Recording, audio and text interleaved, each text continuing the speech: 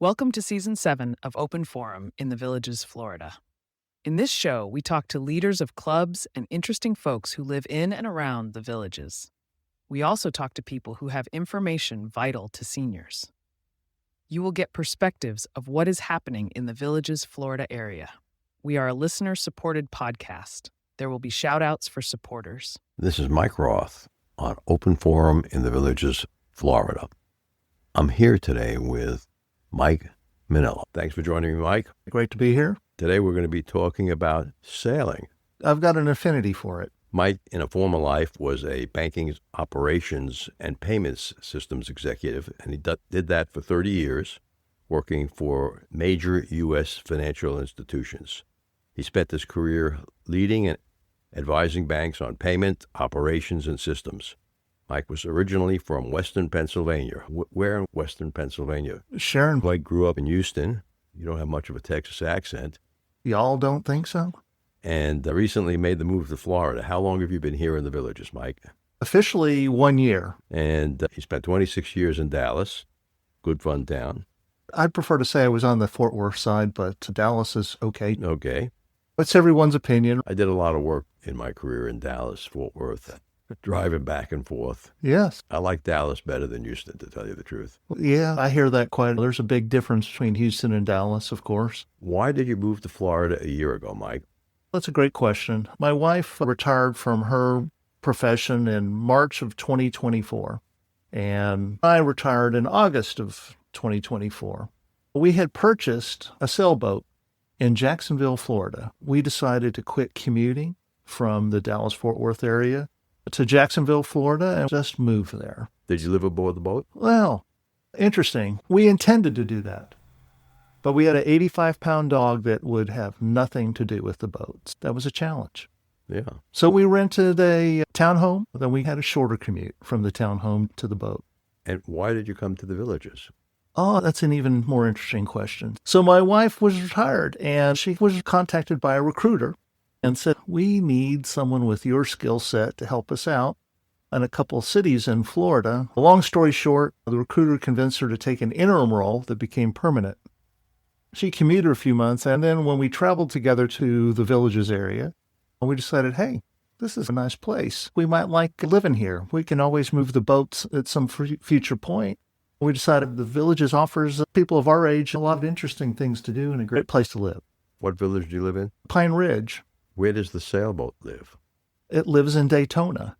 We moved it from Jacksonville down to Daytona. I don't know. How'd that happen? We decided to move it in June, Mike. Right. Did you sail it yourself? We did. Okay. And what happens in June around here, Mike? Pretty quiet. Maybe something called a hurricane.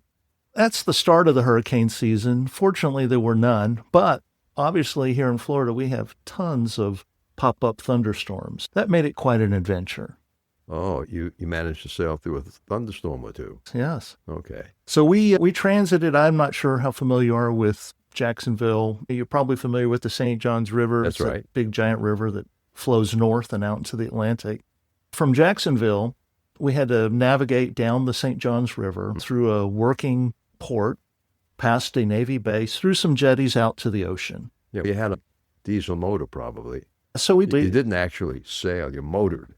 We motor sailed. Yeah, that's absolutely correct. We motored. People think, oh, do sailboats have motors? Many larger sailboats tend to have diesel motors. So we have an auxiliary motor, and then we have sails.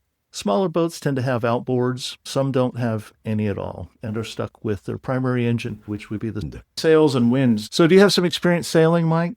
When I lived in San Pedro, I had friends in Long Beach, California, who had a sailboat, and they took it out of the port of Long Beach. Okay. And I would go on that boat with them. I was a terrible crew member. Oh, no. But I really enjoyed it, getting out there, and how calm and quiet it was as opposed to a motorboat. And my son-in-law has a boat in Centerport, Long Island. It's a nice-sized sailboat. I've gone out with him and my daughter's family a couple of times on that one. But he doesn't like me to touch anything. So let me tell you about that trip we made from Jacksonville down to Daytona. I invited some lifelong friends of mine, a guy I went to high school with, junior high school, college, He and his wife live out in California in Sacramento. He and I had been sailing on and off together for quite a while. So I thought this might be a fun adventure, great opportunity to spend some time with good friends. My wife and I and my friend Richard and his wife Deirdre got together, made our way up to Jacksonville, hopped on the boat after doing some provisioning. We had a storage shed up there with some sailing equipment. So we're in there going, do I need this? Do I need that? It's really not that long of a sail. I'm looking around, and sure enough, I looked down and I looked at, do you know what a jerry can is? Familiar with it? Yes. World War II. Yes. Any smart cruiser knows to take their spare jerry cans with them. Mm-hmm. This guy wasn't as smart as he thought he was. So I left that in the storage saying, I've got plenty of fuel on the boat. It's a relatively short trip. And it's only 5 gallons in the jerry can or something. We calculated the burn rate based on per hour. So a gallon per hour, miles per gallon. And I figured, well, yeah, what would 5 or 10 gallons? I really am not going to need it. I ate those words for sure. We're sailing down through the channel, through the port, and this big dynamic thunderstorm rolls in. I'm just doing my best to keep everybody from screaming, we're all going to die. And we're not heeling over, anything like that. The winds are pretty strong. I had our boat pointed into the wind. And we kept it stable. It was all good. Rained really hard. We had some wind. Things settled down. As we were heading back out, we decided, oh, storm's passed on. I checked my watch, and I don't think we're going to make it down to St. Augustine Inlet before dark, which was our first place to stop. We had planned to spend the night there. So I decided, let's poke into the intercoastal waterway and see if there's a place where we can anchor overnight. We dropped the anchor, spent the night there, and got up and left the next morning. So we get out to the water. We're out in the ocean. Not a lot of breeze. Finally, some breeze that we're able to put the sails out. I think we sailed for maybe an hour of the entire trip. We had to motor sail almost the entire way down. I had not anticipated the need to do that. Consequently, by the time we got down to St. Augustine, guess what? There was this other big storm brewing over St. Augustine. We could see it, so we decided to slow down, stay far enough away that it'll just pass by, which it did. It pretty much did not affect us directly. But as we start motoring towards St. Augustine, there's this thing called the St. Augustine Inlet, and that's one of the things about sailing along the Florida coast, or much of the East Coast for that matter, is what are safe inlets? What are safe inlets to be able to go from the ocean into a marina or into the ICW? St. Augustine has a reputation of being a challenging inlet. And sure enough, as we're headed towards it, and this wind is blowing and it's raining, we can see all this, the motor shuts off. My wife looks over at me and goes, that's not good. And I look at her and I say, you know what is good? We're a sailboat. We're going to put some sails back up and we're going to sail around. We're getting some pretty nice wind off of the edge of the storm. So I said, let's put some sails up. And so we were sailing around, and I go, while we're sailing, we called Boat US. Our listeners are, but I'm not. Boat US is a membership thing like AAA. I was able to call Boat US up and say, hey, we need some diesel. They drove out and filled you up? Yeah, so a vessel eventually came towards us and was bringing a couple of jerry cans with them of diesel fuel. That, of course, wouldn't have been a problem had I brought my own. My wife looks at this boat, and we have a 42-foot boat. Mind you, it's a nice size 42-foot. Yeah, 40 decent boat. She's looking at this little power boat coming out. It's about 22 feet, 24 feet, not big. She goes, that thing's going to tow us in? I go, if it has to, it will. We did some maneuvering. They got close to us. We're under sail. We had to transfer fuel, which is a story in itself. We eventually got fuel onto the boat, into the fuel tank. My wife wore about a gallon of the diesel on her. I said, let's not fill it all the way up. Let's put enough fuel in there to just see if she'll start, make sure that's the problem. Sure enough, fired up, refueled, and made our way into St. Augustine just fine. We got under the Bridge of Lions. It has to open up because we have a 63-foot mast.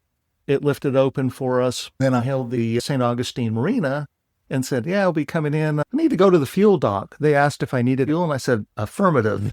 We filled the tank up, and the next morning we motored all the way down the ICW to Daytona. We made it down there. It's great that we had a sailboat and sails, but if you have some jerry cans, bring those along with you. So. Yeah, that's a good story. You made me remember the story of going out of Sandusky, Ohio, up to some party island in the middle of Lake Erie, one of my clients had a very big sailboat. About 6 of us were on the boat.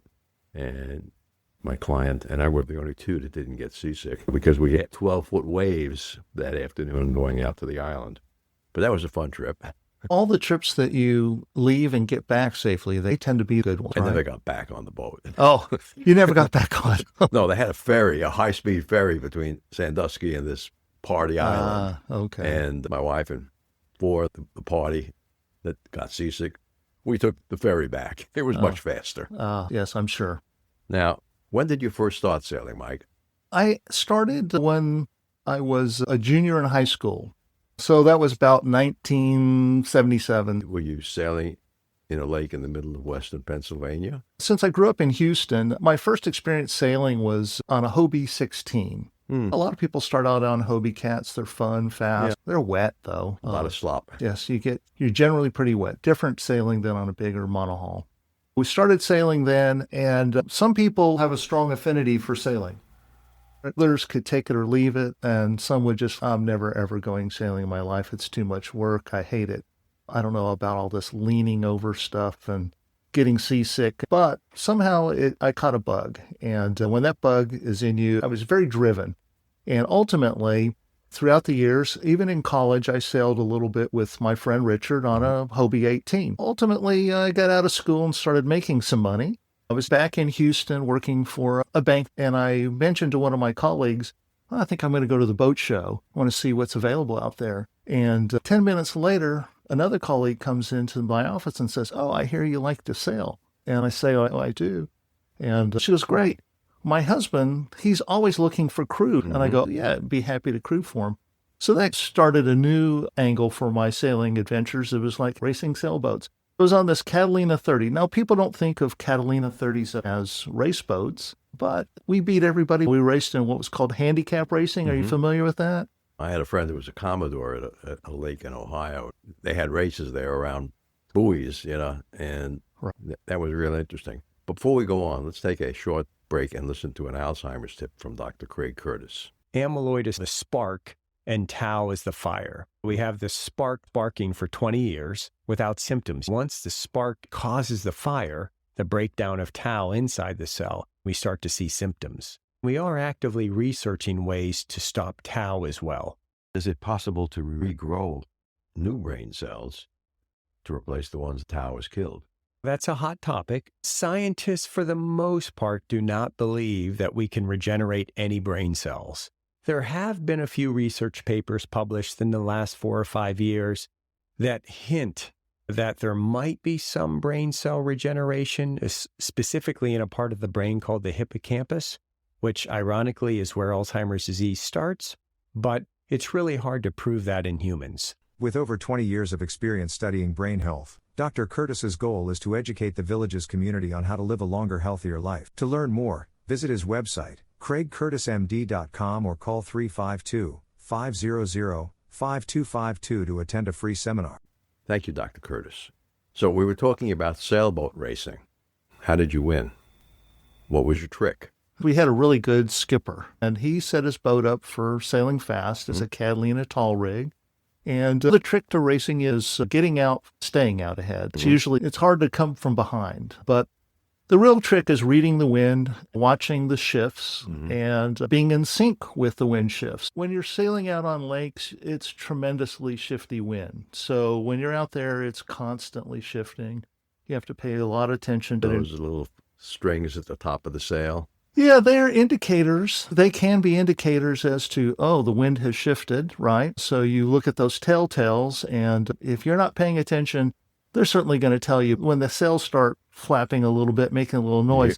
That's generally a really good indicator. Something has changed. So here in the Villages, we have 3,500 clubs. Is there a sailing club that you're a member of? Yes, I am a member of the Villages Sailing Club. It's a really good organization for anyone interested in sailing.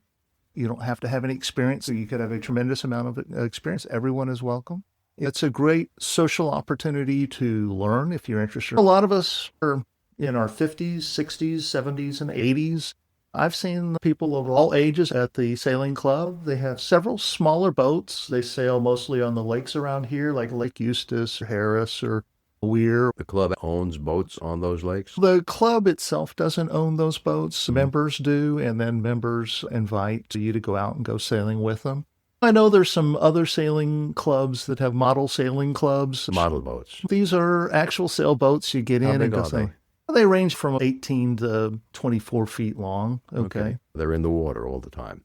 They're trailered. So the people that own them have to store them. They have a little challenge here in the villages of being able to store their sailboat. There are nearby places that they're able to store them. So you actually have to launch it when you... So there's a little bit of work involved. And get it back up onto the trailer. Yeah. These are smaller sailboats. Keep in mind, they're not 42-footers. I remember my son-in-law had me drive in his truck to get the sailboat to the Long Island Sound where it was going to go in. And there wasn't too much trouble on the road. But when he said, hey, why don't you just back it down towards the ramp? That was big trouble. I will never back up a sailboat again. People do have trouble launching them on the ramp. That's always the biggest challenge. So you can definitely tell a newbie because it takes about 20 times to get it right. But actually, the longer the trailer, the easier it is to back. The shorter trailer sometimes is very difficult to do it. But once you get it down, you get it down. When does the sailing club meet here in the villages? They meet monthly. It's the second Thursday of every month, and it's at 10 a.m., typically at Lake Miana Recreation Center. They cover club business, have a presentation, and meet socially for lunch after the meeting. I was supposed to do a presentation in January, but that got preempted by a sailing trip to the Bahamas. Once a month, they find somewhere to have a meet for happy hour and hang out. Anybody is welcome to come to the happy hour. Of course, anyone welcome to the club. How many members does the club have? I don't have the current numbers, but I think it's about 120, 130 members. And how many show up at a monthly meeting? I've seen them about 20 and sometimes as high as 40 or 50. It just varies as to who's here. Here in the villages, you have snowbirds that come down. They're here during the winter, early spring, and then they go home for the summer. People don't want to be down here. Now, your boat, do you keep it in the water or in a dry dock? It's in the water. It's in the marina. Okay, and, so I remember when my son-in-law got his boat, maybe a year later, he dragged me to the boating store where he bought supplies. He buys a wetsuit and an aqualung to clean the barnacles off the bottom of the boat. Yeah. I said, Cliff, are you really going to clean it yourself? He says, yeah, it's going to be fun. Okay, I'm a PADI master instructor, scuba instructor. I haven't taught in a while.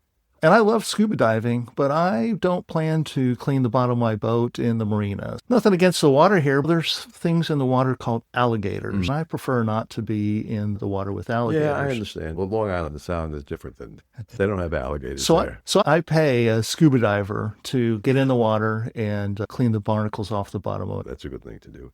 How often do you actually sail on your boat? Not often enough. Okay. We don't get to use it as frequently as we'd like. And part of the reason is because while I'm no longer working, my wife is still working at that interim job that turned into a permanent job. She liked it so much, she gave up retirement. Can you imagine that? So we don't get to go, but we're going to go this weekend. If the weather's pleasant, I don't know how windy it will be. The temperature's supposed to be good. The temperature will be right, but weather's always the determining factor. Sure. Now, why didn't you decide to move your sailboat up to Lake Harris? There's a big chain of lakes. Let's take a quick break. Have you heard about Mature Adults with Donna Hoover and Mike Roth? Yes, this is my second podcast, and Donna and I are going to be addressing subjects which are significant for seniors, especially seniors living here in the villages. The easiest way to hear the show is to look it up on Apple Podcasts. Look for Mature Adults with Donna and Mike. We'll be looking for you there. You can also find us on Mature Adults with Donna and Mike, all spelled out, @buzzsprout.com. I've done a lot of lake sailing for a 42-foot boat.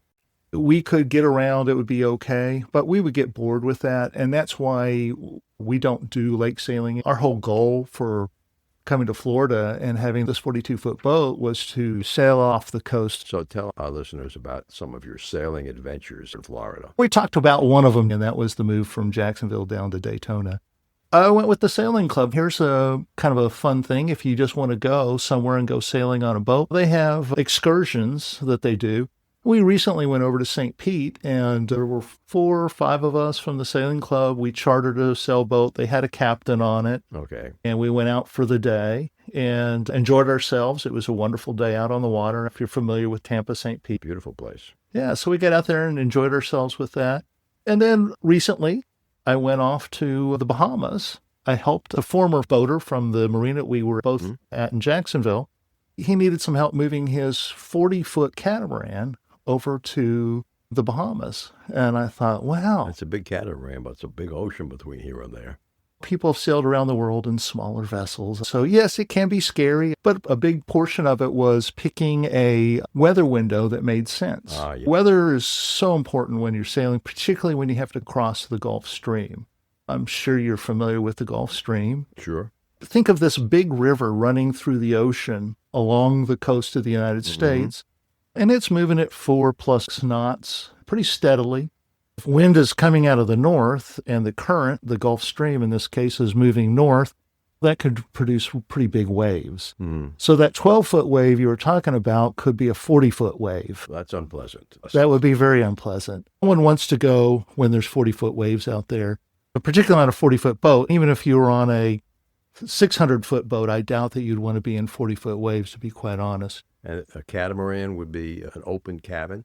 No, it had a fly bridge. Catamarans have 2 hulls, and those were the sleeping quarters. It has a salon in the middle of the deck. This particular boat, a Leopard 40, has a fly bridge situated above the deck. So that's much bigger than the catamarans I was on out in Hawaii. I don't know. I remember getting wet on them and sitting on a canvas mat in between the 2 hulls.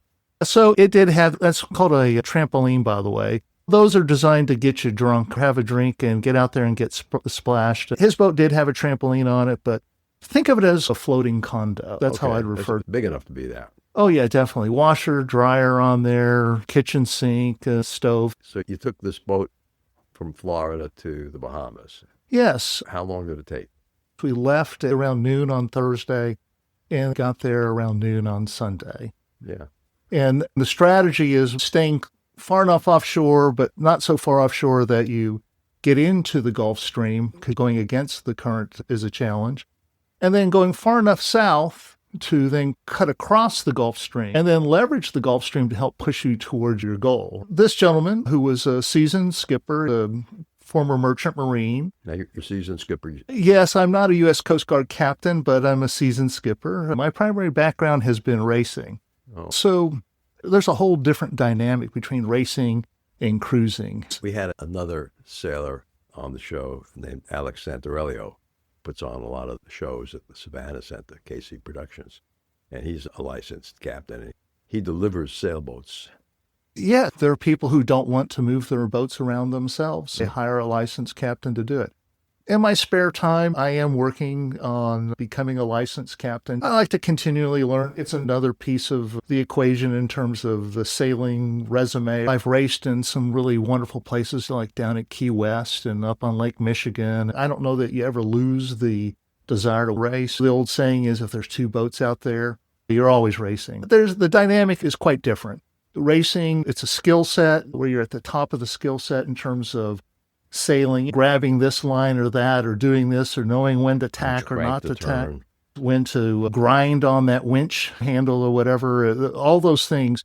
And crew is such an important component of it. People think it's that person who's got their hand on the tiller or their hand on the wheel, that they're doing everything. The crew's doing all the hard work. And if you got the luxury of driving the boat, whenever we won races, which we won a few, I basically did just the driving and made sure that the boat went fast.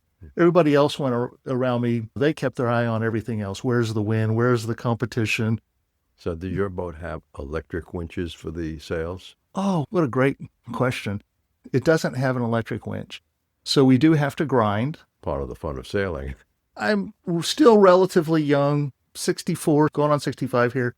I still have a little bit of upper body strength, but the truth of the matter is, I think an electric winch would certainly be in the future. One of my buddies had a boat with an electric winch, and he says to me, Mike, I got that so you don't have to touch the handle and the handle won't fall overboard. Yeah, they do. The winch handles do go overboard. It's a matter of, there's an old saying, one hand for the boat and one hand for yourself. You always have to be hanging on to something, right? Make sure that sail's not coming over the top of you and your head is too high. Yeah, there's a reason why they call it the boom, right? In your future, you see yourself becoming a captain, and you're going to continue sailing for a while. That's correct. Ultimately, when my wife does decide to really retire, then she's a few years younger than I am. Our goal is to sail over to the Bahamas, or hopefully sail up and down the East Coast, explore some of the wonderful places along the East Coast. While I have a desire to do some ocean crossings, my wife doesn't. Maybe find some like-minded people to get out and go cruising and sailing. If I'm fortunate enough to do ocean crossing somewhere in my future, I'd love to do that. Quite often what happens is people like myself, we wait till we're later on in life and make these decisions about having these incredible life experiences. And I can't tell you the exhilaration you might feel when you're out in the ocean. As I recently had this opportunity and the night stars are out, it's beautiful. You see the moon rise. I had a night watch on that trip over to the Bahamas, and it was pitch dark until the moon came up, and that was beautiful. And then seeing the stars, you get to see some incredible effervescent sea life, dolphins. It's really quite an experience. I think we wait too late in life to do those things. If you can, do it sooner rather than later. Mike, one of the things I didn't talk to you about today was regarding the Villages Sailing Club. I wanted to tell you a little bit about some of the things that we do there. We like to help the Lake Eustis Youth Sailing Foundation. It's an organization on Lake Eustis for young kids to learn how to sail. Great idea. Yeah, we need to support those future sailors and develop new sailors. Every year, the Villages Sailing Club tries to raise some money for them. So I would encourage anybody who's interested to check out the Villages Sailing Club website and make a donation. What's the website? The website is www.sailthevillages.org. Check out the website, but we'd certainly like to see some help from the villages in helping out these kids. It's dedicated to teaching young people the lifelong sport of sailing. We want to stress safety, good sportsmanship, honesty, loyalty, courage, respect for authority, and respect for the environment and the community. Each year, the Villages Sailing Club raises funds to support the Lake Eustis Youth Sailing Foundation and pass our love of sailing on to the next generation. Our volunteers also donate their time to help run youth sailing regatas.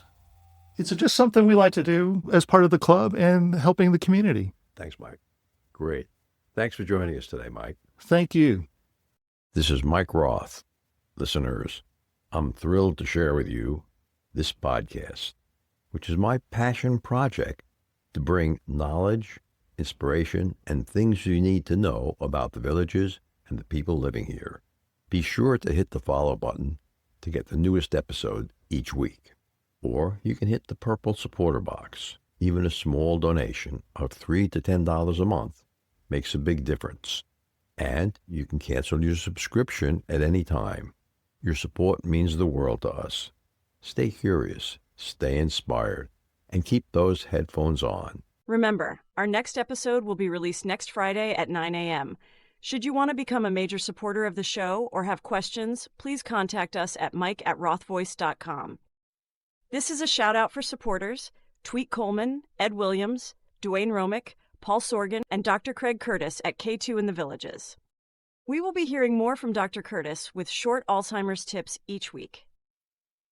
If you know someone who should be on the show, contact us at mike@rothvoice.com. The way our show grows is with your help. Text your friends about this show. If you enjoyed listening, or just tell your friends about the show. We thank everyone for listening. The content of the show is copyrighted by Roth Voice 2026. All rights reserved.